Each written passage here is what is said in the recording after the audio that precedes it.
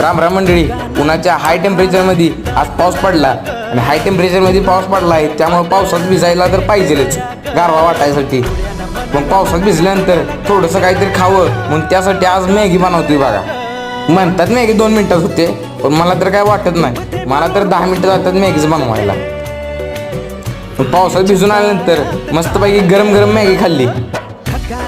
Maggi खाऊन झाली की परत पावसात छत्री आणि कोट घालून गेलो, कारण की आपला बाबूशेठ बोगद्यात अडकला होता. मग बाबूशेठला छत्री दिली आणि मी आपला निवांत भिजत बसलो, कारण की मित्रांनो पावसाळा असा सीझन आहे, त्यात मला लय मजा येते बघा.